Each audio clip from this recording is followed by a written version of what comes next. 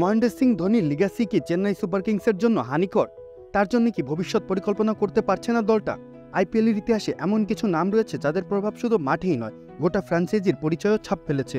ধোনি নিঃসন্দেহে সেই বিরল নামগুলোর একটা। চেন্নাইয়ের সঙ্গে তার দীর্ঘ ১৬ মৌসুমের পথচলায় ধোনি ৫,০০০-এর উপরে রান করেছেন ৩৯.১৩ গড়ে, স্ট্রাইক রেটটা ১৩৭.৪৭।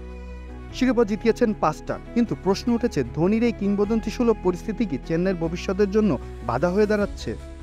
ধোনির ক্যারিয়ারের সবচেয়ে সফল মৌসুমের দিকে তাকালেই বোঝা যায় তিনি কিভাবে দলের ব্যাটিংয়ের মেরুদণ্ড ছিলেন। ২০০৮ থেকে ২০১৩ সাল পর্যন্ত ধোনি সাধারণত ব্যাট করতেন ৪ নম্বরে। সেখানে তিনি গড়ে ১৯ বল করে খেলতেন। তখন তার স্ট্রাইক রেটটা ছিল প্রায় ১৪০।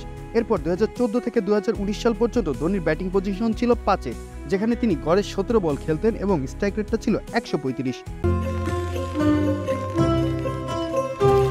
ইফতারের মেনুতে ইসপি আছে তো? তবে ২০২০ থেকে ২০২২ সাল পর্যন্ত ধোনির পজিশন আরও নিচে নামে আসে। ৬-এ ব্যাট করতেন তিনি, গড়ে বল খেলতেন ১৫টা, স্ট্রাইক রেট কমে এসে দাঁড়ায় ১১৫। কিন্তু ২০২৩ এবং ২৪ সালে চিত্র পুরোপুরি বদলে যায়। তখন তিনি মূলত ৭ নম্বরে নামতেন, যেখানে গড়ে বল খেলতেন ১১টা। তবে স্ট্রাইক রেটটা এবার বেড়ে দাঁড়ায় ১৮২.৪৬। ২০২৪ সালে সেটা গিয়ে থাকে ২২০.৫৫-এ, যা তার ক্যারিয়ার সেরা। এই পরিসংখ্যান থেকে স্পষ্ট বোঝা যায় ধোনি এখন ইনিংস গড়ার ভূমিকা থেকে সরে এসে একজন স্পেশালিস্ট ফিনিশার রূপ নিয়েছেন। ২০২৪ সালে অধিনায়কত্ব ছেড়ে দেওয়ার পরে তার এই পরিবর্তন আরও স্পষ্ট হয়। এখন তিনি মূলত ৭ বা ৮ নম্বরে ব্যাট করেন, যেখানে তিনি বল কম পান। ২০২৪ সালে ধোনি রান করেছিলেন মোটে ১৬১, তবে তিনি সেটা করেছিলেন ২২০ স্ট্রাইক রেটে। এখানেই চেন্নাই সুপার কিংসের আসল দোটানাটা। ধোনির জনপ্রিয়তাটা এতই বিশাল যে প্রতিটি ম্যাচে তার এক একটা বিদায়ী উৎসবে পরিণত হয়।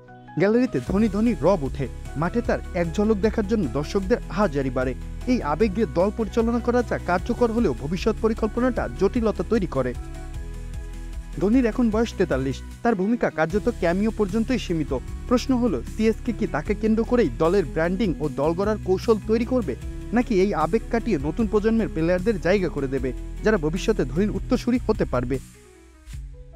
একদিকে একজন কিংবদন্তিকে সম্মান জানানো, অন্যদিকে দলের ভবিষ্যৎ নিশ্চিত করা, এই ভারসাম্য রক্ষা করা এখন চেন্নাই সুপার কিংসের সামনে সবচেয়ে বড় চ্যালেঞ্জ।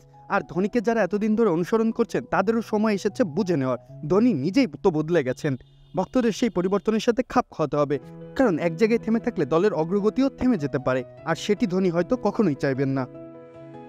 মাহফুজ আহমেদ, খেলা ৭১।